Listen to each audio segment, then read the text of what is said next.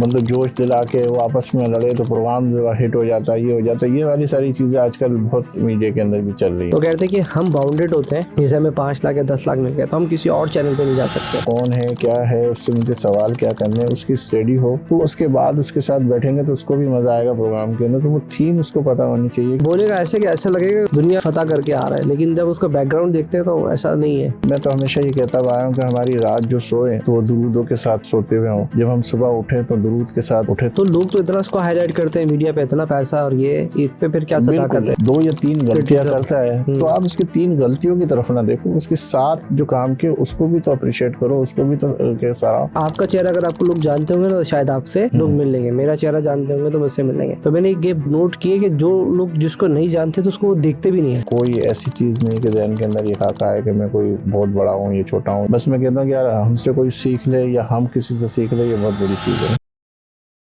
अस्सलाम वालेकुम दोस्तों, उम्मीद है आप सब लोग खैरियत से होंगे। Welcome back to my YouTube channel gain with Tahseen. मैं आपका होस्ट तहसीन इस्लाम। आज के जो हमारे गेस्ट हैं वो सलीम सत्यानी है, एक बिजनेसमैन, एक एंकर और मैं कहता हूँ सोशल वर्कर भी हैं। बहुत सारे लोगों की मदद करते हैं।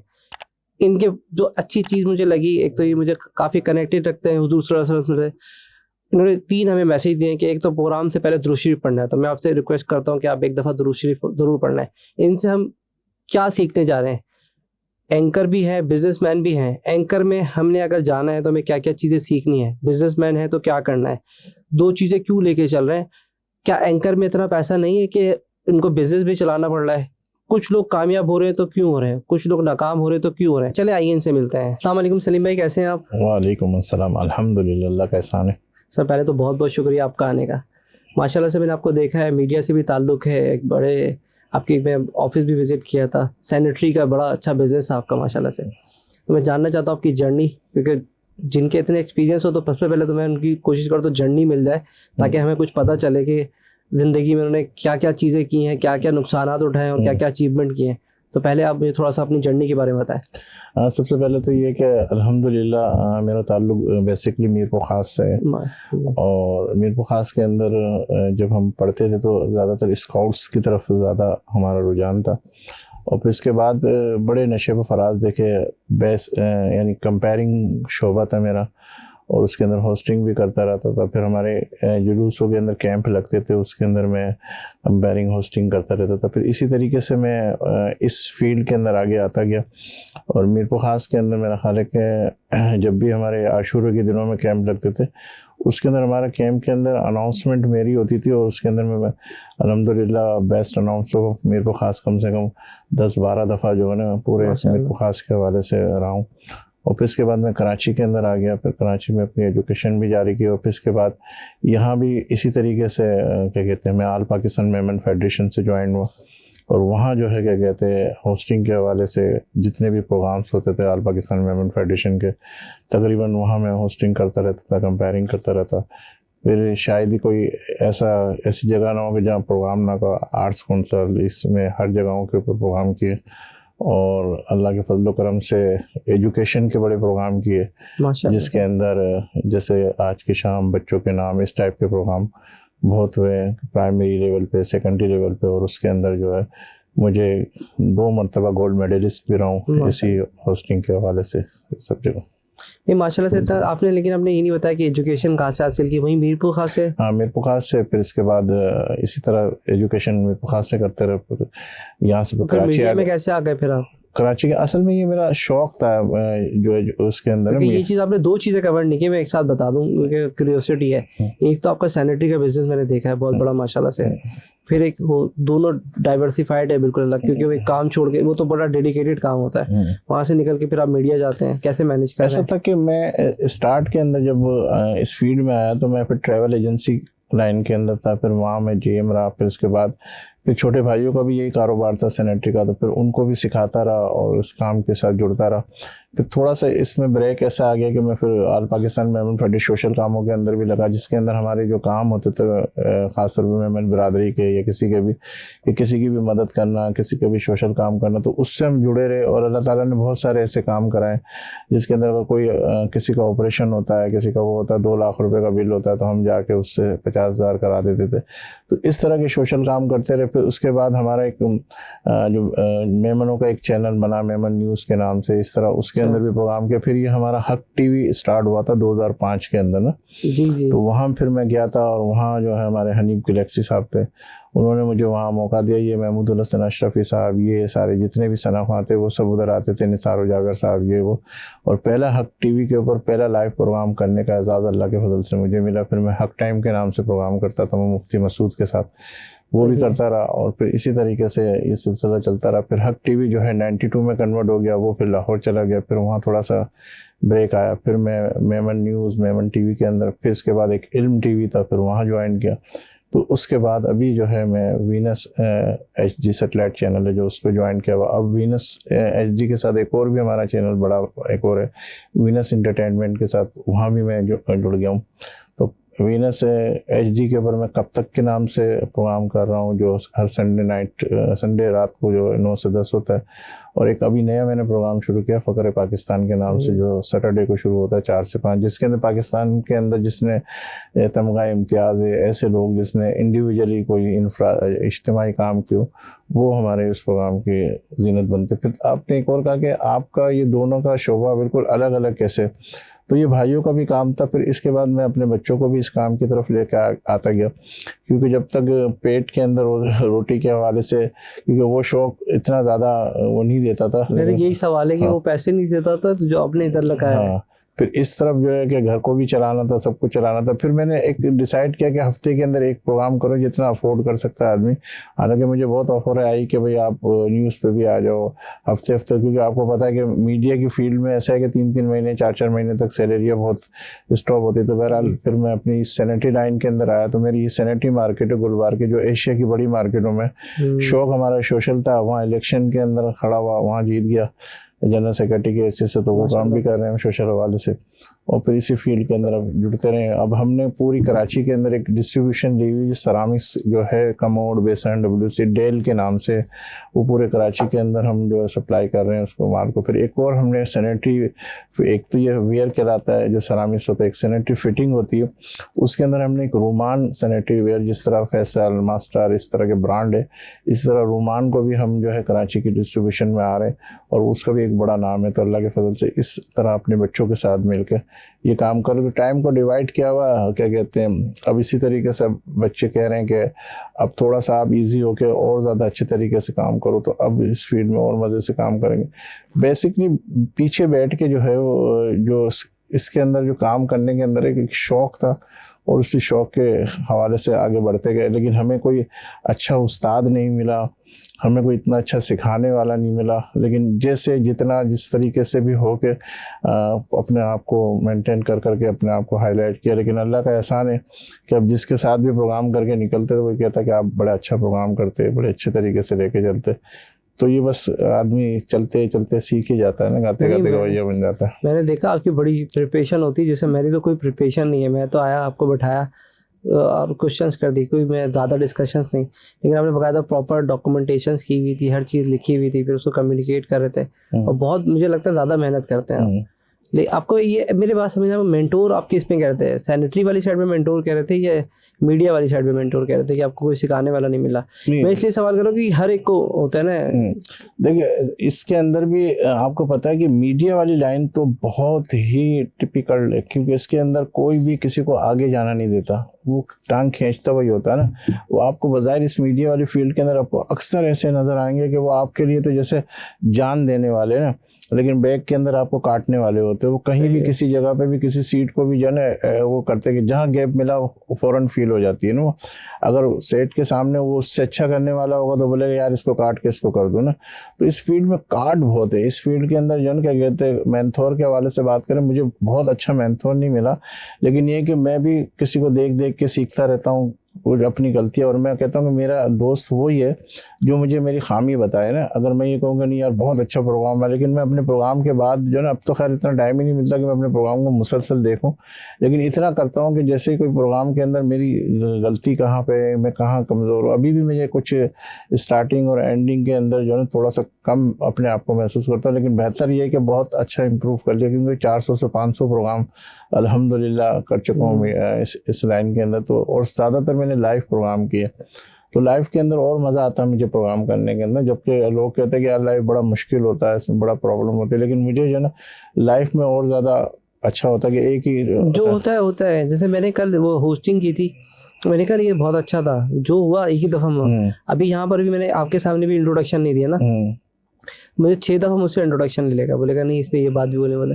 लाइफ में जो बोला आपने किया तो गया। अच्छा तहसीन में एक और चीज़ ये कि मैंने देखा कि आपने मुझसे स्टार्ट में ही बस ये पूछ लिया कि क्या है क्या, लेकिन मैं यकीन करिए कि बहुत सारे लोगों से मिला हूँ, लेकिन जो मिलनसारी, जो प्यार, जो मोहब्बत और जो चीज़ आप में मैंने देखी ना बहुत कम लोगों में देखी। इसकी वजह ये कि मैं आपके सामने बैठ के आपकी तारीफ़ नहीं कर रहा, उसकी बुनियादी वजह है कि कुछ लोग जो है ना क्या कहते हैं फिज़िकली देखने से भी और अपनी प्रैक्टिस के हवाले से भी किसी की मदद करने वाले होते हैं, तो एक अंदाज़ा हो जाता है। क्योंकि अल्लाह का शुक्र है कि 500 प्रोग्रामों के अंदर ना बहुत सारे लोग ऐसे मिले जो मेरे गेस्ट भी थे, बहुत सारे लोग ऐसे भी मिले जो कि कहते बिल्कुल सिर्फ अपना टाइम नहीं दे पा रहे थे, बस आए गए। लेकिन कुछ लोगों में अगर आपको मैं देखता हूँ तो एक अच्छे लोगों के अंदर जो कोऑपरेटिव है, जो सिखाने वाले, जो समझाने वाले, जो बताने वाले, जो मदद करने वाले, जो ज्वाइन करने वाले, जो ये सारी चीज़ें ऐसी होती है कि जो एक सदका जारिया कहलाती है। बिल्कुल ऐसे ही है। अगर हम किसी को आगे स्टेप बाय स्टेप करके आगे चढ़ा देते हैं तो वो सबके लिए सदका जारिया होता है। बिल्कुल, कोशिश तो मेरी यही होती है। अच्छा मैं आपको उसकी एक वजह बताऊं, मैं अच्छा क्यों, मैं अल्लाह का शुक्र अदा करता हूँ। मेरा लोकल बिजनेस नहीं है, लोगों का ना वो लोकल बिजनेस है। जैसे मिसाल के तौर पे मैं आपको अपने स्पॉन्सर से मिला दूं, जो मैंने देखा है कल मेरा दोस्त पार्टनर है, पार्टनर नहीं मिलाता अपने स्पॉन्सर से, नहीं मिलाता बिल्कुल। तो मेरे कल आइडिया मुझे हुआ थोड़ा, तो मैंने क्यों नहीं मिलाता, उसको पता चल जाएगा यार ये बंदा है तो डायरेक्ट हो जाएगा, तो कमीशन बढ़ जाएगा। हालांकि मैं कमीशन पे काम ही नहीं करता हूँ, मेरा तो लोकल काम ही नहीं है। तो मेरे जो आप कार्ड की बात बता रहे हैं ना, तो मुझे आइडिया है कि लोग क्यों नहीं मिलवाते। अब हमारा ही लोकल बिजनेस ही नहीं है, यानी कि आप मेरे अगर किसी दोस्त से मिलेंगे, मेरे रिश्तेदार से मिलेंगे, तो मुझे खुशी होती है कि चलो उसका भी काम हो रहा है, क्योंकि मेरा उससे बिजनेस नहीं है। ये एक चैलेंज है उन लोगों के बेचारों के साथ। ये आप बिल्कुल बात सही कह रहे हैं, क्योंकि आजकल के दौर में ये कि अगर मेरे प्रोग्राम के अंदर कोई मेहमान आ रहा है ना, तो हमारी एंकरों के अंदर भी ये है कि वो हमारी मेहमानों से कांटेक्ट करके उनको भी बुलाने की कोशिश करते कि तो आप भी आ जाओ, आप भी। लेकिन अल्हम्दुलिल्लाह सुम्मा अल्हम्दुलिल्लाह मैंने पूरी रमज़ान ट्रांसमिशन की ईमान रमज़ान के नाम से मुसलसल 3 साल से, और सबसे अच्छा प्रोग्राम अल्लाह पाक ने करवाया, जिसके अंदर हमने किचन का सेगमेंट भी रखा था, मेहमानों का भी, नात ख्वां भी थे, उलमाए कराम भी थे। तो मतलब उसके अंदर कोई मैसेजेस थे, कोई पैगाम थे कि लोग सीखे हमसे ना, कि हमसे क्या बल्कि उलमाए कराम से सीखे। तो वो भी बड़ा अच्छा लगता था। माशाल्लाह मशहूर मारूफ मोहसिन ज़मान नईमी साहब हमारे साथ होते थे, बहुत अच्छे तरीके से वो लेके चलते थे प्रोग्राम को। और उसकी प्रोग्रामों के अंदर हम मेरी प्रोग्रामों की जो सबसे मेन थीम ये कब तक के नाम से, कि उसके अंदर हम कोई मैसेज दे रहे हो, किसी की इस्लाह हो रही हो, किसी को समझा रहे हो, मतलब तनकीद बराए तनकीद भी हो तो इस्लाह वाली गर्ज से हो ना। मेरा जो टारगेट होता है वो यही होता है कि किसी तरीके से भी लोगों को जो है इस्तिफादा दिलवाया जाए, जिसको इंग्लिश में आजकल कहते हैं कंस्ट्रक्टिव कम्युनिकेशन या कंस्ट्रक्टिव कम्युनिकेशन कमेंट।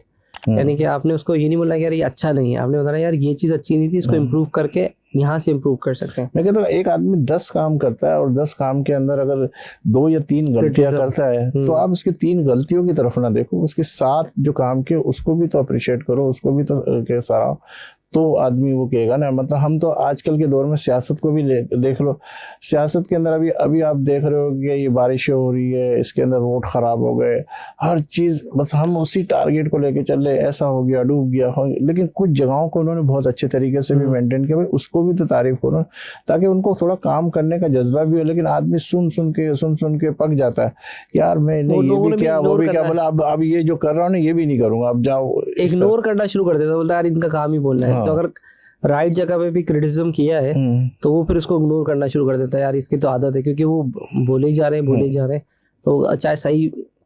और मैंने देखा है नेगेटिविटी ज़्यादा तेज़ी से फैलती है। आप तो मीडिया में, आपको तो मुझसे ज़्यादा ही पता होगा, कुछ गलत काम आपने कर दिया ना, गलत बात बोल दी तो वो तो फिर लोग देखेंगे, लेकिन कोई अच्छी बात। अच्छा आजकल के दौर में मीडिया के अंदर भी एक नई चीज़ ये आ रही है, नई चीज़ क्या कह रहा हूँ बल्कि पुरानी चीज़ों के अंदर ही, क्या ज़्यादातर जो है ना लोगों के अंदर आपस के अंदर लड़ा के, मतलब उसकी बात के ऊपर मतलब जोश दिला के वो आपस में लड़े तो प्रोग्राम जो हिट हो जाता है, ये हो जाता है, ये वाली सारी चीज़ें आजकल बहुत मीडिया के अंदर भी चल रही है। एक सवाल और भी है, आप 2005 से उस वक्त तक तो यूट्यूब भी नहीं था, तो उस दौर में और इस दौर में क्या फ़र्क दिखता है? दो एरिया में बात करूँगा, एक तो लोगों में, दूसरा व्यूज़ में। तस्लीम भाई उसके अंदर देखें 2005 के अंदर जो है ना ये हमारे प्रोग्राम ज़्यादातर जो है ना हक टाइम में अंदर इस्लामी टाइप के प्रोग्राम होते थे, फिर मैं बच्चों के प्रोग्राम की तरफ भी आया, लेकिन उसके अंदर 2005 के अंदर ये जितने भी सना खां वगैरह जो है ना ये सब अपने आप को हाईलाइट करने के लिए भी आते थे, और फिर हम उनसे ये सवालात भी करते थे कि अब आप देख लो कि माशाल्लाह जिस तरीके से मैं किसी के बारे में अगर कुछ कहूँगा तो फिर बात वो हो जाएगी कि आजकल अगर सना खां को भी बुलाओगे तो जो बड़े सना खां या कोई भी हो कहेगा मैं भी 10,000 लूँगा, 20,000 लूँगा, 25,000 लूँगा, और आप वैसे कहेंगे कि हम कोई पैसे वैसे नहीं लेते। आप उनसे टाइम लेके देख लो, वो 1 महीने के अंदर बोलेंगे मेरे पास टाइम ही नहीं है ना, वो 1 महीने के अंदर कोई टाइम ही नहीं देंगे। और आप जब उनको बुलवाओगे तो वो जो है ना क्या कहते हैं इस तरीके से बात करते हैं, भाई मेरा तो रेट 40,000 है, 50,000 है, इस तरीके, मतलब अब हम किस तरीके से वो किसको कैसे वो कैच करें ना। ये आप करंट की बात बता रहे हैं आजकल के दौर में, पहले ऐसे पहले भी था, थोड़ा बहुत था लेकिन कम था, अब बहुत ज़्यादा हो गया। मतलब आप बड़े से बड़े सना खां को भी बुला लो तो कोई बंदा ऐसा नहीं होगा, ये बहुत ऐसी बात कह रहा हूँ जो अगर हाईलाइट भी होगी तो बड़ा, कोई भी बंदा ऐसा नहीं होगा जो बगैर पैसों के आके नात ख्वानी करो। तकरीबन मैं कहता हूँ कि अगर उसका मार्जिन निकालेंगे तो 5% या 7% या 10% कर लेते हैं। हाँ 10% कर लो कि 90% लोग जो, और अगर ये बड़े होंगे और आप ये इनसे पूछेंगे बोले नहीं हम कुछ भी नहीं लेते, लेकिन आप इनको बोलोगे आप आओगे तो बोलेंगे हमारे पास टाइम ही नहीं है, मैं बिजी हूँ, ये हूँ वो हूँ, फिर कुछ नहीं करके घुमा फिरा के बोलेंगे यार कुछ कन्वेंस ही कर दो, कुछ यही कर दो, कुछ वही कर दो, हम भी तो हमारा भी तो रोज वो लगा हुआ इसी तरह का काम। वो 10% भी ये वो होंगे बेचारे जो नए मीडिया पे आने की कोशिश कर रहे होंगे। और हमारा मीडिया के अंदर भी एक क्या कहते हैं जो बिल्कुल गलत बात है, और मैं इसको बिल्कुल नाजायज समझता हूँ। हमारे मीडिया के लोग भी जो है ना जो नए सना खां आते हैं उन लोगों से भी कुछ ना कुछ लेके उनको चैनलों पे बिठाते, ये एक बहुत ही बुरी चीज़ है और ये नहीं करनी चाहिए, ताकि जो है ना जो मेरे नबी की बात और जो मेरी नबी की सना ख्वानी कर रहा है वो बेचारा, क्योंकि उसकी मजबूरी वो कैसे आएगा, कैसे हाईलाइट होगा, तो वो कुछ ना कुछ दे के भी बैठता है। तो ये भी बड़ा आजकल मीडिया के अंदर चल रहे जो छोटे चैनलों पे उस पे ये वाला सारा सिस्टम चलता है। अच्छा, अभी लोग ज़्यादा देखते हैं आपको या मीडिया की तरफ लोग ज़्यादा है या यूट्यूब की तरफ लोग ज़्यादा चले गए? यूट्यूब की तरफ लोग अब ज़्यादा जा रहे हैं क्योंकि सोशल वगैरह, लेकिन अब तकरीबन हमारे प्रोग्राम भी अपलोड यूट्यूब पे हो जाते हैं तो ज़्यादातर वो फिर उसी से देखता है। आजकल आप देखो फिंगर टिप्स के ऊपर सारे चैनल है ना, आपके सब्जेक्ट के हवाले से कोई भी चैनल के ऊपर आप ड्रामा देख रहे हो या कोई भी चीज़ देख रहे हो, जहाँ आपके मतलब की चीज़ होगी, आप ये नहीं देखोगे कि फलां के ऊपर कौन सा टैग लगा हुआ है, कौन सा बड़ा चैनल आ रहा है। हाँ, आप देखोगे मेरे मतलब की चीज़ चाहे छोटे पे आ रही हो या बड़े पे आ रही हो, आप उसको देख रहे होंगे और उससे हासिल कर रहे होंगे कुछ ना कुछ। अभी आपने जैसे बात की कि मीडिया से मेरा पेट नहीं भरता, किचन कर लेते हैं, अल्फाज बदल देते हैं हम ताकि लोगों को बुरा ना लगे, तो वहां से तो लोग तो इतना इसको हाईलाइट करते हैं मीडिया पे इतना पैसा, और ये इस पे फिर क्या सदा करते हैं? इसमें कोई शक नहीं है, लेकिन ये कि मीडिया के अंदर बहुत सारे लोग माशाल्लाह बहुत अच्छे टैलेंटेड, जो जिसको अल्लाह ताला ने एक रेस्पेक्ट दी, इज्जत दी, सब कुछ दिया, बहुत सारे ऐसे लोग हैं जो बहुत बड़े बड़े अमाउंट्स लेके बैठते हैं। तो उस हवाले से बहुत सारे ऐसे भी हैं जो अपने आप को बिल्कुल उसके अंदर घुस के काम कर रहे हैं और बहुत अच्छे तरीके से काम कर रहे हैं, तो वो बहुत सारे अच्छे लेके चल रहे हैं। मैंने एक मीडिया एंकर की थी, तब उन्होंने ना मुझे वो लाइव नहीं करने दी, तो मेरे लिए अच्छा हो गया कि वो उनका नाम भी नहीं आएगा। और उन्होंने मुझे पॉडकास्ट कर रहे थे और बता रहे थे, फिर उन्होंने पीछे से फ़ोन किया यार ये पॉडकास्ट नहीं डालना, तो कह रहे थे कि हम बाउंडेड होते हैं, जैसे हमें 5 लाख या 10 लाख मिल गया तो हम किसी और चैनल पे नहीं जा सकते। सही बात है, ये बिल्कुल सही बात है। इस वक्त इसके अंदर कुछ पॉलिसी होती है चैनलों की कि कुछ चैनल के ऊपर ये कहा जाता है कि भाई आप इतने पैसे लोगे और फिर यहाँ नहीं जाओगे, आपका क्या कहते हैं एग्रीमेंट होता है उनके साथ कि भाई 6 महीने तक आप हमारे साथ हो, साल तक हमारे साथ हो, उसके अंदर आपको हमारे साथ ही इस प्रोग्राम के साथ इतने प्रोग्राम करने होते, तो वो सारी चीज़ें शक्ल होती है। तो मीडिया फिर कवर कैसे करता होगा? जैसे अभी मुझे चैलेंज आ रहा है कि मैं एज अ होस्ट बात कर रहा हूँ, मैं अगर किसी नात खां को बुलाता हूँ, वो यहाँ के बैठेगा तो मुझसे पैसे लेगा, हम तो खुद वॉलंटरी काम करें, तो इतना तो पैसा रेवेन्यू जनरेट नहीं होता, तो वहाँ अगर आप प्रोग्राम कर रहे हैं वो तो आपकी रिस्पॉन्सिबिलिटी है गेस्ट को बुलाना, पर क्या आप अपने पैसे देके बुलाते हैं या फिर वो मीडिया उसको कवर करता है? फिर ये वाली बात मैं ज़रा एक्सपोज नहीं करना चाहता, इसकी वजह ये है कि कुछ चीज़ें ऐसी होती है कि हमारे जो मालकान है वो सब उसको लेके चल रहे हो, तो वो भी देखा जाए तो एक कलेक्टिव सिटी वो होती है, सारी चीज़ें होती है, वो सारे खर्चे वगैरह सब कुछ होते हैं।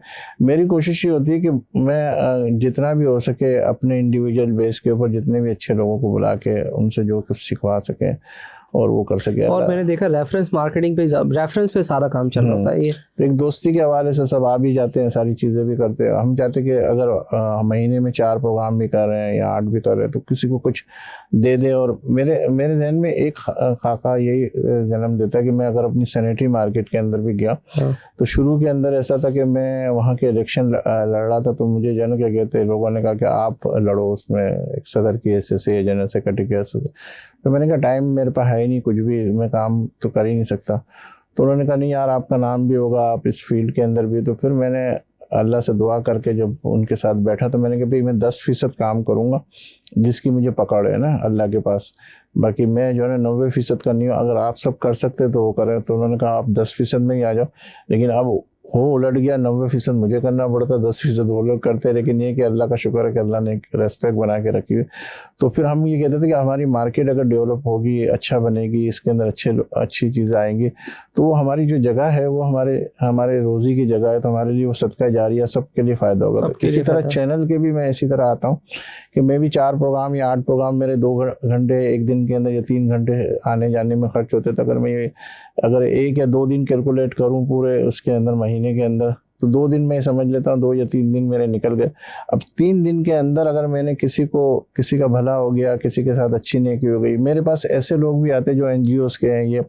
अब उसी NGOs के थ्रू जो है, अभी पिछले दिनों एक बंदे से अल्लाह पाक ने मेरे से काम करा लिया। उसकी बच्ची की शादी वादी थी, मैंने उसको फ़ोन किया, उसने बेचारे ने उसका सारा जेस का थोड़ा बहुत अरेंजमेंट कर दिया। तो इस तरह के लोग भी होते हैं। तो हमारी जो भी गरीब लोग हैं उनसे अगर हम अटैच हो जाते हैं, फिर हम उनसे कह देते हैं कि यार इसकी मदद कर दो, इसकी वो कर दो। तो इस तरीके से जो काम होते हैं ना, तो मैं पूरे महीने की कैलकुलेशन करता हूँ कि मैंने 3 दिन या 4 दिन दिए, उस 4 दिन के अंदर अगर किसी 2 का भी काम अल्लाह पाक ने करा दिया तो ज़िंदगी भर हमारे लिए वो सदका जारी है। ये बिल्कुल बहुत अच्छी बात की कि अपने टाइम में से निकालना बहुत मुश्किल होता है किसी और के लिए। लोग शायद थोड़े बहुत पैसे तो दे देते हैं कि यार ये ले लो, लेकिन टाइम पैसा नहीं। लेकिन वो ये पैसा जो है ना हमारे लिए जो ना आखिरत के बायस है कि अगर हम मरे तो हमारे लिए कोई ये कहता हुआ हो कि कहते हैं कि इसने हमारे लिए ये काम किया। अब उस रब का करोड़ों एहसान है कि अल्लाह पाक ने जो है हमें अच्छे वालिद वालदा और ये दी, हमें तरबियत अल्लाह पाक ने ऐसी दी। और अल्लाह ताला हमें जन्नतुल फिरदौस में आला मकाम दे, जन्नतुल बकी में अगर मदफन मिल जाए तो क्या ही बात है। क्योंकि दुआ मांगते रहना चाहिए। तो अगर जो हमारे व्यूवर्स देख रहे हैं उनका भी अगर ईमान ताज़ा है तो इस वक्त दुआ करें, हमारी दुनिया और आखिरत दोनों कामयाब हो। ऐसी क्या कहते हैं तहसीन भाई, आज आपके चैनल से हालांकि एक होस्टिंग अक्सर जो है ना प्रोग्राम करते करते ज़्यादातर हम ही बोलते हैं और आप लोग सुनते हैं, आप लोग बोलते हैं। आज ये मौका मुझे मिला है कि मैं ज़्यादा बोलूँ और आप जो है ना सुनो, तो अल्लाह का एहसान है, करम है। तो मैं ये कहता हूँ कि हम जो है ना क्या कहते हैं अपने हिस्से के अंदर से कुछ ना कुछ वक्त जो है ना किसी न किसी को जो है कुछ नेकी के हवाले से करें, और पूरे दिन के अंदर हम अपना एहतसाब भी करें ना कि मतलब हम क्या कर रहे हैं क्या नहीं कर रहे। और हम मेरे नबी करीम सल्लल्लाहु अलैहि वसल्लम का महीना भी है सल्लल्लाहु अलैहि वसल्लम, तो हम ये कहते हैं कि हम उनसे मोहब्बत करते हैं, प्यार करते हैं, उनके बारे में सब कुछ करते हैं, वो उम्मती करके सोगा। लेकिन हम थोड़ा अपना एहतसाब करें कि हम पूरे दिन में कितनी मरतबा दुरूद शरीफ पढ़ते हैं। तो मैं तो हमेशा ये कहता आया हूँ कि हमारी रात जो सोए तो वो दुरूदों के साथ सोते हुए हों, जब हम सुबह उठे तो दुरूद के साथ उठे, कम से कम उनका शुक्राने का जो है वो मैं कंपेयरिंग भी करता हूँ। मैं कहीं भी जाता हूँ, मैं आज भी ये पैगाम आपके चैनल से, इस प्लेटफॉर्म से, बशीर फारूकी साहब भी मेरे साथ आर्ट्स काउंसिल में एक प्रोग्राम के अंदर था, तो मैंने उनसे भी यही कहा था कि हज़रत अल्लाह ताला ने आपको एक बड़ी इज़्ज़त दी है, बड़ा मकाम दिया, आप दुआओं के लिए आते हैं, सब कुछ आते हैं। लेकिन आपसे मेरी एक रिक्वेस्ट है कि आप माशाल्लाह सब चीज़ें पढ़ते होंगे, नफिले पढ़ते होंगे, लेकिन मैं कहता हूँ आप अल्लाह से ये भी दुआ करें कि अल्लाह तूने मुझे इतनी इज़्ज़त दी, उसके शुक्राने के 2 नफिल आप अदा किया करें कि अल्लाह ने आपको इतनी रेस्पेक्ट दी। फिर मैं इसी पंडाल के अंदर जब प्रोग्राम हो रहा होता है, जो जितने भी लोग बैठे होते हैं, मैं उनसे ये कहता हूँ कि यार मेहमान जो प्रोग्राम कर रहा होता है, जो होस्ट होता है, उससे मैं ये कहता हूँ कि आप जो है जो प्रोग्राम अभी कर रहे हो, जैसे ही प्रोग्राम ख़त्म होगा उसके बाद लोग आपसे पूछेंगे तो आप कहोगे हाँ यार मेरा प्रोग्राम आप कैसा प्रोग्राम है। हर बंदा तारीफ़ करता हुआ होता है कि माशाल्लाह बहुत अच्छा हुआ, हर बंदा ये कहता। लेकिन मैं कहता हूँ मैं आपको इस प्रोग्राम के तवज्जुह से एक ऐसी चीज़ दे के जा रहा हूँ जो पूरी ज़िंदगी भर गिफ्ट है आपके लिए ना। तो जब मैं प्रोग्राम की होस्टिंग कर रहा होता तो मैं ये कहता हूँ कि एक प्रोग्राम कर रहा था, अजीज़ मेमन साहब हमारे MNA थे और हमारे ऑल पाकिस्तान मेमन फेडरेशन के सदर भी रहे, तो उनका ही प्रोग्राम था और आर्ट्स काउंसिल के अंदर और बशीर फारूकी साहब भी थे। तो मैंने सब लोगों से कहा कि भाई आप लोग यहाँ बैठे हुए हो और मेरे नबी से मोहब्बत करो, कितनी दफ़ा आप मेरे नबी के लिए दुरूद पढ़ोगे। आपको इरादा कर लो, किसी ने बोला 1000, फिर 1000 की तरफ में आया, फिर 500 की तरफ आया, फिर 313 आया, फिर 121 आया, फिर 77 आया, इसी तरह आखिरी 3 दफ़ा। तो उन्होंने सब ने कहा इरादा कि हम इंशाअल्लाह ताला अब पढ़ा करेंगे। अब वो दुरूद शरीफ जो भी पढ़ेगा, जितनी दफ़ा भी पढ़ेगा, एक तो मेरे लिए भी सदका जारी हो गया, और वो जो होस्ट है, मैंने कहा कि ये गिफ्ट मैं आपको दे के जा रहा हूँ, अब ये पढ़ते रहेंगे, ये किसी और को भी तरगीब, में हर जितने होस्ट होते हैं उनको भी ये बताता रहता हूँ कि अब इस तरह की तरगीब चलाएं तो आप 1 to 1 जो है ना वो होता रहेगा।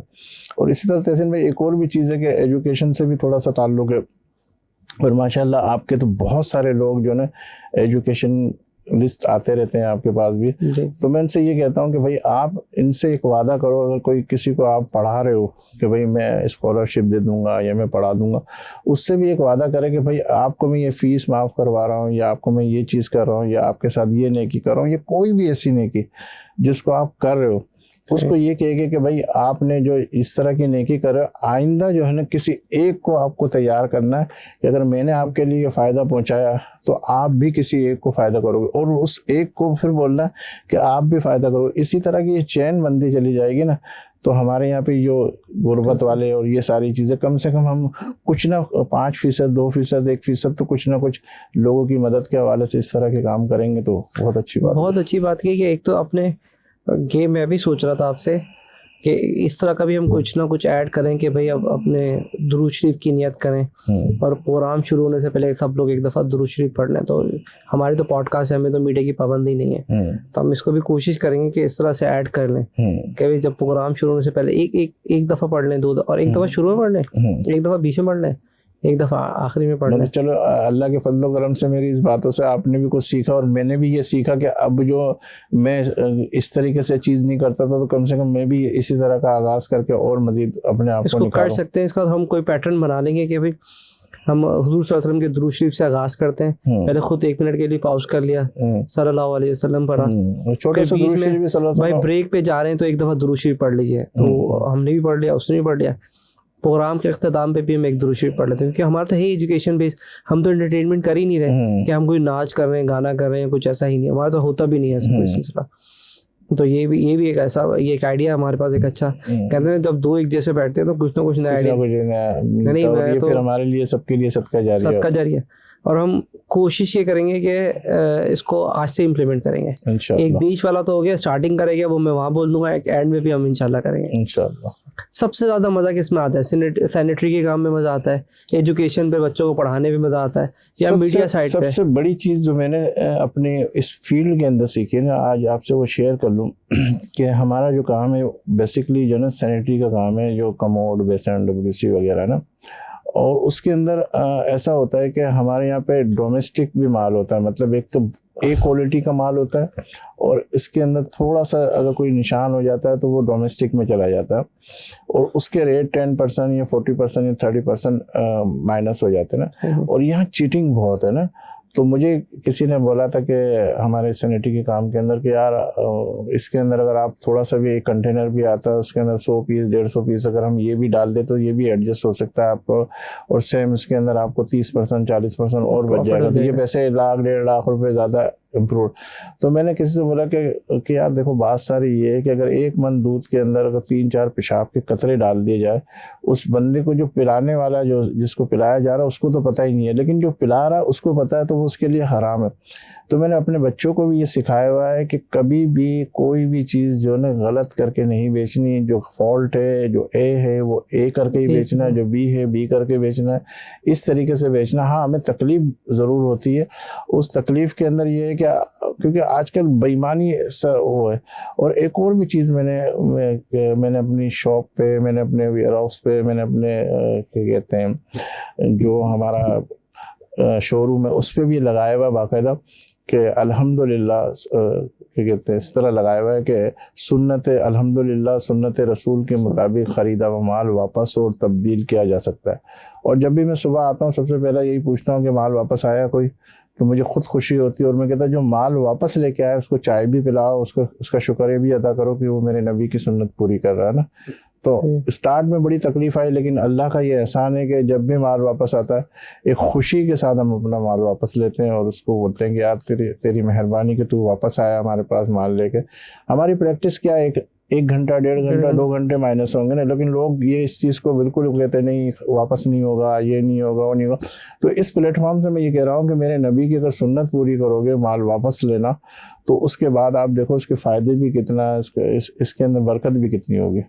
नहीं, बहुत अच्छा आइडिया। पर हमारे यहाँ पता नहीं कॉन्सेप्ट सा कुछ आ गया है कि खरीदा हुआ माल वापस नहीं होगा, लेकिन सुन्नत के मुताबिक कर रहे हैं। अमेरिका के अंदर मैंने खुद शॉप्स में अब वो टाइम देते हैं आपको, कोई चीज़ गलत है, इवन क्या आपने कोई सॉफ्टवेयर भी लिया है, 30 दिन का टाइम है, नहीं समझ में आप वापस ले। लेकिन अब बड़ी बड़ी क्या कहते हैं हमारे ये लोग करना शुरू हो गए, अवेयरनेस काफ़ी आ रही है, अल्लाह का फजल है। तो एक से एक दूसरे देख के भी करे, और ये बहुत अच्छी बात है। दो चीज़ें थी लिखी हुई होती थी एक दरवाजे पे, कश्मीर की आज़ादी तक उधार बंद है और खरीदा हुआ माल वापस नहीं किया जाएगा। ये 2 डायलॉग मैंने एक साइड पे ये था, और इस पे भी कोई आया कि कश्मीर की आज़ादी तक जो है उधार बंद। ये तो सारे उधार पे ही चल रहे हैं। तो कश्मीर जब तक आज़ाद नहीं होगा तो उधार की वो सारी सूरत इसी तरह चलती रहेगी। उधार बंद होता है लेकिन चलता उधार पे ये सारा तकरीबन इसी टाइप का सारा सिस्टम चल ही रहा ना। तो मैं यही कहूँगा तहसीन भाई कि आपको अल्लाह ताला ने एक बड़ी सलाहियतों से भी नवाजा है, बड़ी चीज़ें भी है, और आपका एम और जो आपका मकसद मैं देख रहा हूँ माशाल्लाह, जिस तरीके से आप फील्ड पे काम भी कर रहे हो। और मुझे जब आपसे मेरा ख्याल इतना लंबा अरसा नहीं हुआ आपसे, पिछले फ्राइडे को तुम्हारी मुलाकात हुई है, और उसी दौरान ऐसा लग रहा है कि जैसे हम बहुत पुराने दोस्त हैं माशाल्लाह, और आप इस फील्ड के अंदर बिल्कुल हुआ। तो आपको जो ये प्लेटफॉर्म मिला हुआ है ब्रॉडकास्टिंग का, इस प्लेटफॉर्म से आप बहुत सारी चीज़ें लोगों को इम्प्रूवमेंट कर सकते हैं, उनको बता सकते हैं, उनमें क्या कहते हैं वो चार्मिंग डाल सकते हैं। तो इस प्लेटफॉर्म से मैं कहूँगा जो भी आता है तो उसको भी जो है ना आप इसी तरह हाईलाइट करें, आपके लिए भी, हमारे लिए भी, सबके लिए सदका जारिया। मैं तो मुझे तो कोई गेस्ट रिकमेंड करता है और मैं पॉडकास्ट कर देता हूँ। मतलब जैसे आपने बोला यार इसकी करनी है, मैं कर लेता हूँ, हम लोग, और होता भी फ्री है भाई, अपना आज मैं आपको इस प्लेटफॉर्म से जो मैंने आपकी सारी चीज़ें देखी है, अगर मेरी कभी भी ज़रूरत पड़ी किसी भी हवाले से, मैं आपके लिए हाजिर हूँ, जब चाहे जब बोलो। और कोई ऐसी चीज़ नहीं कि जहन के अंदर ये खाका है कि मैं कोई होस्ट बहुत बड़ा हूँ या छोटा हूँ, या बस मैं कहता हूँ कि यार हमसे कोई सीख ले या हम किसी से सीख ले, ये बहुत बड़ी चीज़ है। ये प्लेटफॉर्म जब बनाया था, मैं आपको उसको बता देता हूँ, मेरा ये था कि जो मेरे को स्किल्स आते हैं ना वो मैं लोगों को सिखाऊं, यानी कि सॉफ्टवेयर पे कैसे काम होता है ये, और सॉफ्टवेयर कैसे चलते हैं। तो सिखाने में मैंने देखा कि थोड़ा सा मैं मतलब टीचर नहीं हूँ मैं। अच्छा, जो राइट वर्ड है ना, टीचर होता है वो आपको पूरी समझाता है। एक होता है बिजनेसमैन, वो काम करके निकल जाता है, वो टीम बनाएगा, काम करेगा, उससे पूछो कि यार ये बता दे कैसे, तो शायद वो नहीं बता पाएगा। तो मैं इसलिए फिर मैंने क्या करा कि यार मैंने जब सॉफ्टवेयर ये पूरा सिस्टम बनाया था तो मैं सिखाना चाहता था। मैंने कहा ये नहीं, मैंने कहा क्यों ना हम इसको कैसे इम्प्रूव करें। फिर दुनिया से, पूरे पाकिस्तान से मैंने एक्सपर्ट मंगाए, मेरे पास अमेरिका से भी कुछ एक्सपर्ट आए, तो मैंने एजुकेशन के एक्सपर्ट मंगाए, और एक टेक्नोलॉजी भी, मैंने कहा एक टेक्नोलॉजी पे बात करते हैं, खुद भी सीखूंगा, वो मुझे बता भी देगा, और वो हम लाइव भी कर देंगे। तो हमारा ये प्लेटफॉर्म इसी वजह से बना है कि अगर आपने आपको दिखाया, पूरी वॉल भी दिखाई थी, तो हम कम्युनिकेशन स्किल्ड पे करते हैं। जैसे अगर आज भी देखें तो मीडिया पे बात करें, तभी मैं जो आखिरी में क्लोजिंग करूँगा उसकी यही करूँगा कि यार मीडिया पे जाने के लिए लोग तो तैयार हैं, तो इसमें फंड कितना मिल रहा है। तो जैसे आपके साथ कि ठीक है कुछ लोग कामयाब हो रहे हैं, आप उनकी चमकती हुई चीज़ों को मत देखें, उनकी पीछे की गाड़ी को मत देखें, घर को ना देखें, वो मीडिया पे बैठे ना देखें, पर दो एग्जैक्टली सोर्स ऑफ इनकम क्या आपका पेट भर जाएगा? हाँ भर सकता होगा, लेकिन आप कहीं ना कहीं दूसरे स्किल्स पे भी जा सकते हैं। उस वक्त आज कोई मैं 100 स्किल बेस्ड पॉडकास्ट में कर चुका हूँ, तो उस पर जा सकता है। कोई और ऐसा स्किल सीखना जो घर बैठे, मीडिया में जाने का शौक है मीडिया में भी चले जाए, लेकिन ध्यान रखें कि हर कोई सक्सेसफुल नहीं होता। जैसे देखो बात सारी ये कि अगर मीडिया के जितने भी बड़े ये है ना, उनके बैकग्राउंड आप देखोगे तो उन्होंने बड़ी मेहनत की, बड़ा स्ट्रगल किया, जब जाके वो इस फील्ड से मुंसलिक हुए। अगर 5-5 साल 10-10 साल तक जो है वो भाग दौड़, ये वो हर चीज़ों की प्रैक्टिस कर करके आप, और मीडिया में इतनी सीढ़ियाँ पड़ी हुई कि आप यकीन करो कि 100-150 लोग जो है ना क्या कहते हैं इसी चक्कर में कि अब हमको कब लेंगे, कब वो आएंगे। तो बहुत सारे इस फील्ड के अंदर बहुत एक्सपर्ट भी नहीं है, लेकिन उनको चांस मिल गया। बहुत सारे बहुत एक्सपर्ट है लेकिन उनको चांस नहीं मिल रहा। तो अब ये इस गैप को जो है ना, जिस तरह ये आप जैसे लोग हाईलाइट करेंगे, अभी देखेंगे ना छोटे छोटे जो थे आज माशाल्लाह वो इसी प्लेटफॉर्मों से क्या कहते हैं सोशल मीडिया से आगे आके एकदम ज्वाइन कर रहे हैं। तो अगर आप सोशल मीडिया पे भी जाते हैं तो आजकल तो कोई इतना बड़ा वो इशू नहीं है, उसके ऊपर भी आप हाईलाइट हो सकते हैं, उस पर भी हो सकते हैं। जरूरी नहीं कि किसी चैनल के ऊपर ही बैठ के आप वो करोगे। अगर आपको बोलना आता है तो आप सब चीजें। अच्छा, एक बात है, मैं ब्रेक लेना चाह रहा था लेकिन मैं अभी नहीं लेता, मैं ऐसा भूलना चाहूँ। वो ये सवाल था कि मैंने नोट किया, मेरा है जो बोलने में अच्छा होता है ना, उसका बैकग्राउंड में, मतलब शायद वो मीडिया में तो फेमस हो जाएगा बोलने वाला, एजुकेशन बेस पे, मैं एजुकेशन बेस पे बात कर रहा हूँ, वरना आउट हो जाएगी बात। उसकी पीछे सिस्टम इतना अच्छा नहीं होता, यानी कि उसके प्रोसेसेस और पीछे, लेकिन जो बोलने में अच्छा नहीं होता ना, वो काम करने में बहुत अच्छा होता है। ये कभी आपने नोट की बात? हाँ, कुछ कह सकते हैं, हर बंदा हर फील्ड में एक्सपर्ट नहीं होता। नहीं, वो बोलेगा ऐसे कि ऐसा लगेगा कि उसने दुनिया फतह करके आ रहा है, लेकिन जब उसका बैकग्राउंड देखते हैं तो ऐसा नहीं है। देखिए, सारे लोग ऐसे नहीं होते, कुछ चंद लोग ऐसे होते हैं। अल्लाह का शुक्र है कि अगर मैं अपने प्रोग्राम, देखो सबसे मेन चीज़ क्या है तहसीन भाई, कि आप अगर कोई प्रोग्राम कर रहे हो, एक प्रोग्राम ऐसे होता है आप गए बैठे और आपने प्रोग्राम कर दिया ना, और उसके अंदर जैसा भी था कोई चार्मिंग नहीं है। अब जो है, अब मीडिया के अंदर आप क्वालिटी नहीं लेकर आओगे ना, अपने अंदर कोई अच्छी चीज़ नहीं लेकर आओगे ना, तो आप को लोग क्यों देखेगा। तो अब मैं जो करता हूँ वो ये कि पहले स्टडी करता हूँ कि भाई मेरे साथ अगर मिसाल के तौर पे तहसीन भाई आ रहे हैं, एजुकेशनिस्ट है या बिजनेसमैन है या कौन है, अब मैं उससे करंट अफेयर की बात करूँ या इस्लामी बातें करूँ या कोई और बात करूँ, तो बोलेगा यार ये एंकर है क्या है, इसको यही नहीं पता कि मुझसे बात क्या करनी है।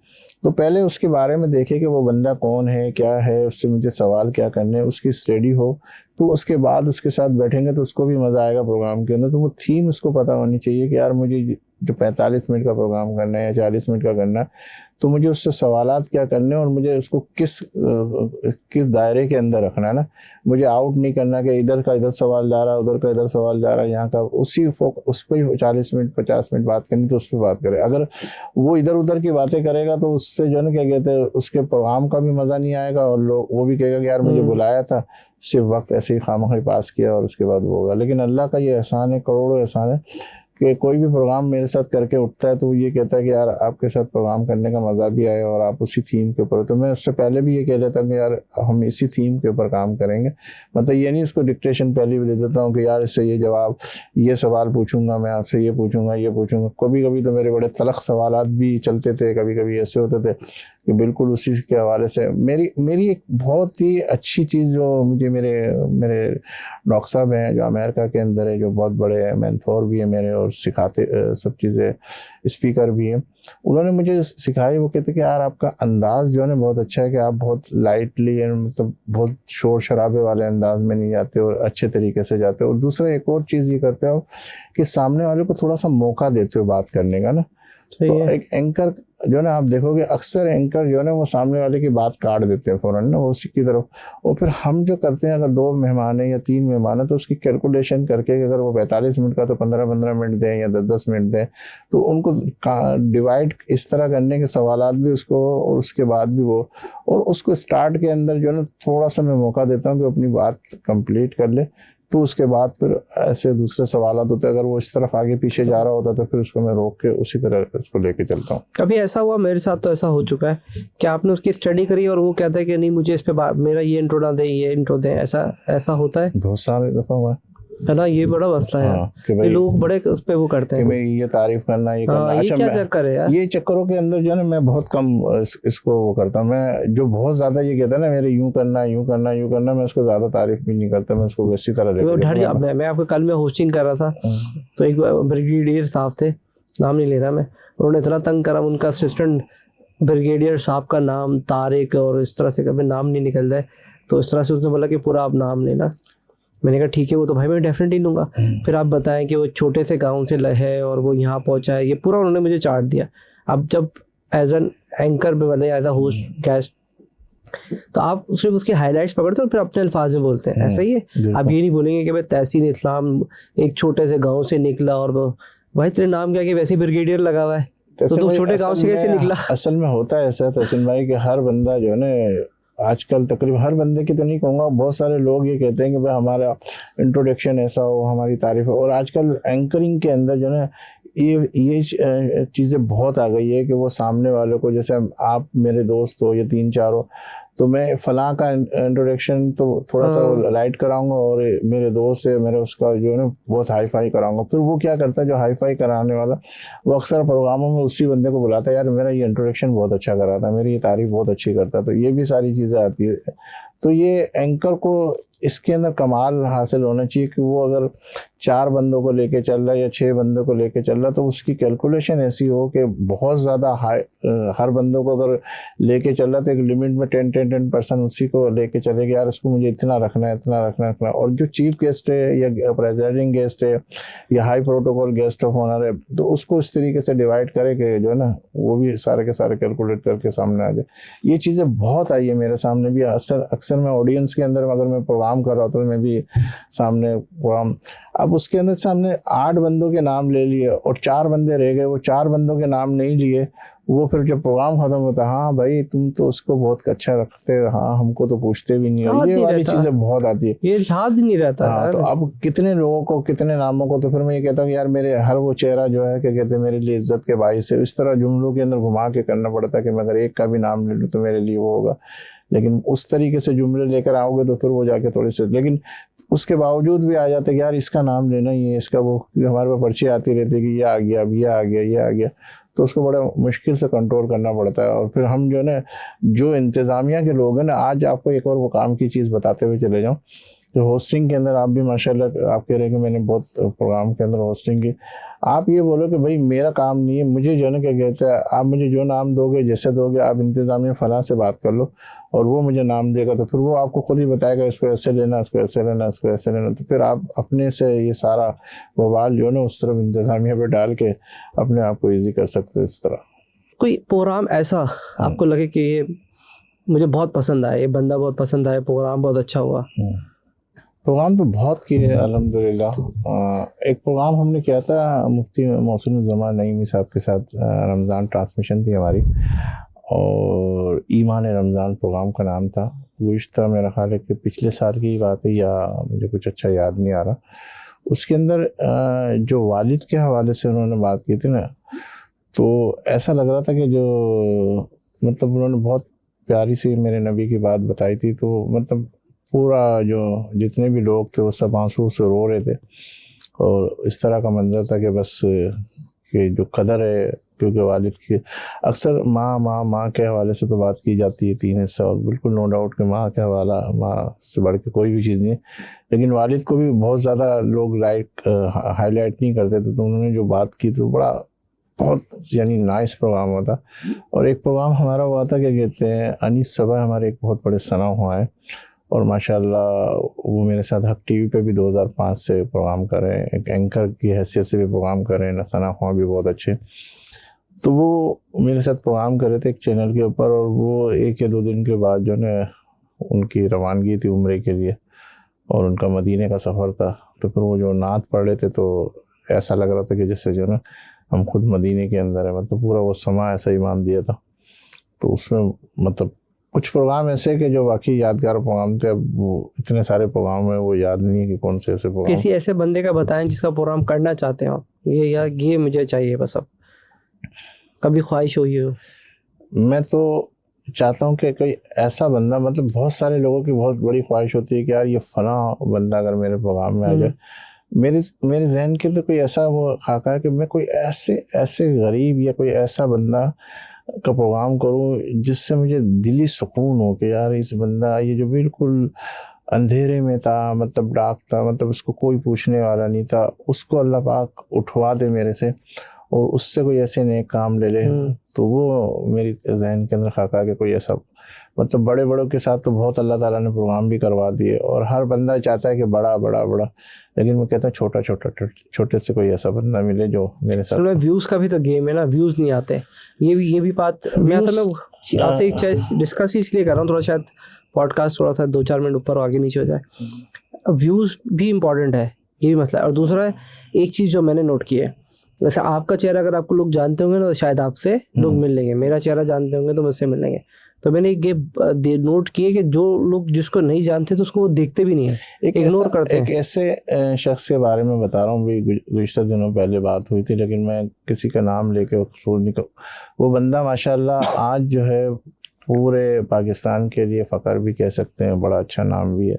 लेकिन जब हम हक टीवी पे थे तो वो हमें फ़ोन करके उनके पीए कहते थे यार इन्हें कब प्रोग्राम में बुलाओगे, इन्हें कब।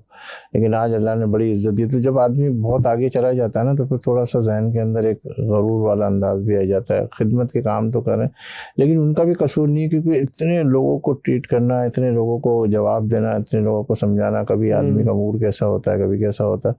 तो इस तरह की प्रैक्टिस भी सामने आई है। और बहुत सारे कभी ऐसा भी हुआ कि किसी को भी फ़ोन किया, अल्लाह के फजल से वो कहता कि हाँ मैं आ जाऊँगा, लेकिन टाइमिंग का बड़ा इशू आता है कि कोई बड़े लोग और ये वो लोग।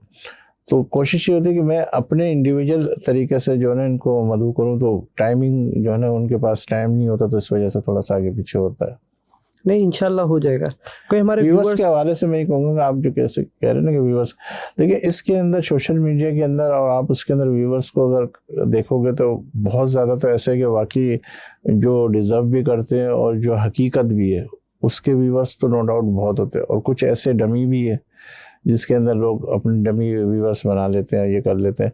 लेकिन अल्लाह का शुक्र है कि हमारे यहाँ पाकिस्तान में टैलेंट बहुत है। मतलब बहुत ऐसे लोग हैं जो सच कहने वाले, और जो सच कह रहे होते हैं उसके साथ व्यूअर्स भी बहुत ज़्यादा आ जाते हैं। तो आज व्यूअर्स कम है, लेकिन इंशाल्लाह आने वाले दिनों के अंदर जो भी सच्चाई के साथ बात होगी। बात सारी कि छोटा सा एक क्लिप्स भी जो है ना किसी का भी हिट हो जाता है तो फिर वो उसी की तरह वो जो 2 जुमले उसके ऊपर जो फीमेल थी उसका मशहूर हो गया तो वो कहाँ से कहाँ पहुँच गई। इसी तरीके से अगर किसी के भी 2 जुमले अच्छे लग गए वो कहाँ से कहाँ पहुँच जाता। तो व्यूअर्स, और मैं ये जो यूट्यूबर्स हैं उसके हवाले से मैं कहता हूँ कि यार ये घरों की वीडियोस बना के ये करके वो करके इस तरीके से वो वीडियोस बना के सब फैमिली देख रही होती है, ये देख रही होती, तो ये वाली चीज़ को मैं बिल्कुल लाइक नहीं करता कि यार इसमें कोई मकसद थोड़ी है कि वो खाना खा रहा है उसने यूँ कर दिया, इसने यूँ कर दिया। हमारे यहाँ बच्चे सब लगे हुए होते कि यार इसको क्या, उसके इंटरेस्टेड, वो उसने ये फेंक दिया, उसने ये कर दिया, उसने उसी के ऊपर। मतलब आप यूट्यूबर भी हो तो कोई उसके अंदर पैगाम हो, कोई मैसेज हो, कोई काम की बात हो, तो उसके ऊपर जो है ना थोड़ा सा मुझे वो अच्छा नहीं लगता। कोई हमारे व्यूवर्स को मैसेज देना चाहे हमारे, अब इसको हम वाइंड अप ऐसे भी दे सकते हैं जो मीडिया की साइड पे आना चाहते हैं, और कुछ लोग हो सकता है सैनिटरी का बिजनेस स्टार्ट करना चाहते हो। देखिए बात सारी है कि चाहे मैं आपसे ये कहूँगा कि सैनिटरी हमारा एक फील्ड है, सैनिटरी के अलावा कोई भी बिजनेस हो, आप अगर किसी भी बिज़नेस में आ रहे हो, ज़रूरी नहीं कि आप सैनिटरी के बिज़नेस में आ रहे हो, आप कपड़े के बिज़नेस में आ रहे हो, आप किसी भी और काम के हवाले से भी आ रहे हो, सबसे पहली चीज़ जो है कि आप अपने जहन के अंदर एक चीज़ को लेके फोकस करें कि आपको ईमानदारी के साथ काम करना है। और उस ईमानदारी के अंदर आपको ये रखना है कि अगर मैं ये काम कर रहा हूँ और बेईमानी से कर रहा हूँ, पैसे कमाऊँगा जितना भी कमाऊँगा, लेकिन ज़िंदगी में एक बात बहुत ही काम की बताते हुए जा रहा हूँ कि अगर आप जितना भी कमाओगे वो खाएंगे आपके बीवी बच्चे सब, लेकिन कब्र में आपको अकेले को जवाब देना पड़ेगा। तो आप कोशिश ये करो कि मैं काम कम करूं लेकिन काम ईमानदारी से करूं, और कहीं भी ऐसा ना हो कि मेरी पकड़ो, क्योंकि मुझे जवाब देना। जब आप अच्छी नीयत से अच्छी तरीके से काम करोगे, मुनाफा आपका कम मिलेगा लेकिन आपको सुकून की नींद आएगी। और अगर आप हराम का कमा रहे होंगे तो आपको सुकून की नींद भी नहीं आएगी, और आपके बच्चे भी जो है इस तरीके से परवान चढ़ रहे होंगे कि आपको कहीं ना कहीं तकलीफ पहुँचाएंगे। ये बहुत ही अच्छा आपने मैसेज दिया कि कमाएंगे आप और खाएंगे सब, लेकिन हिसाब आपको अपनी कब्र में अपना ही देना है। क्योंकि अगर आपने नमाजें छोड़ दी, जिसमें मैंने देखा है नमाज सबसे इम्पोर्टेंट नमाज है, दुरूद शरीफ नहीं पढ़ रहे और ये सारी चीज़ें नहीं करनी, तो ये वहाँ नहीं जाएगा। तो इस पर तो अपने ध्यान देना है। कोई आखिरी में जाते जाते बात कोई आपने सोचा कि ये हमें चाहता हूँ कि पॉडकास्ट में डिस्कस हो जाए और वो हमने ना किया, सवाल कोई ऐसा सवाल ब्रॉडकास्टिंग के हवाले से आपने कहा कि एक एंकर को क्या करना चाहिए, किस तरीके से करना चाहिए, कैसे इस फील्ड के अंदर आना चाहिए, तो मैं ये कहूँगा कि अगर कोई भी एंकर, चाहे छोटा हो, बच्चा हो, बड़ा हो, कुछ भी, तो सबसे मेन चीज़ उसके ज़हन के अंदर ये होना चाहिए कि मैं स्टडी करके आऊँ, किसी भी सब्जेक्ट में आऊँ तो जो भी चीज़ जो भी डिसाइड कर रहा हूँ तो वो एक चीज़ के ऊपर फोकस करके आऊँ तो ज़्यादा अच्छे तरीके से उसको आगे अच्छे तरीके से लेके चल सकता हूँ। तो इस तरीके से चीज़ों, तो स्टडी करने का कोई आउटलाइन भी बता देना, जैसे मैं आपके पास ऐसा गेस्ट आया तो आपने कैसे उसको स्टडी किया? सबसे पहले तो ये कि आप देखिए कि कौन शख्सियत मेरे पास आ रही है, वो क्या है, एजुकेशनिस्ट है, बिजनेसमैन है, क्या है। फिर उसी तरीके से आप जो है क्या कहते हैं, अगर किसी अच्छा एंकर है या कोई वो है, उससे थोड़ा सा आप यूट्यूब के ऊपर देख लेंगे कौन सा अच्छा है, उसका अंदाज़ क्या है। हमें जो है ना चैनल के ऊपर बैठ के सिर्फ हम ऑडियो नहीं कर रहे होते, हम पूरी वीडियो भी जा रहे होते हैं। हमारे हाथों के स्टाइल, हमारी सारी चीज़ें, हमारी बातों का तलफ़्फ़ुज़, हमारा अंदाज़, हमारी सारी चीज़ें, तो वो हर बंदा सीख रहा होता है। तो उसके अंदर जो है ना आपको ये सारी चीज़ें कंट्रोल करनी की, अगर हम एजुकेशन पे बात करें तो एजुकेशन के हवाले से बात करें। अब अगर मिसाल के तौर पे एक मैट्रिक का बच्चा है और मैं उससे सवाल एमए वाला कर रहा हूँ, तो बोलेगा यार मुझे तो आता नहीं। और एक एमए वाला और उससे मैं मैट्रिक का सवाल करूँगा, बोलेगा यार ये किस तरीके से। तो आप स्टडी करके बैठें, आप सारी चीज़ें करके बैठें, तो उससे आपको एक फ़ायदा भी होगा। और फिर मेरा पैगाम ये कि जहाँ भी हो, जिस जगह पे भी हो, सबसे मेन चीज़ क्या है, सबसे मेन चीज़ ये कि हमें सबसे पहले अपना एहतिसाब करना है कि हम कहाँ खड़े हुए, और कोई भी ऐसी चीज़ कर रहे वाकई क्या हम सही है या गलत है। जब हम अपना एहतिसाब करेंगे तो सामने वाले को जो है हम तनकीद जो कर रहे होंगे वो इस्लाह की गर्ज होगी।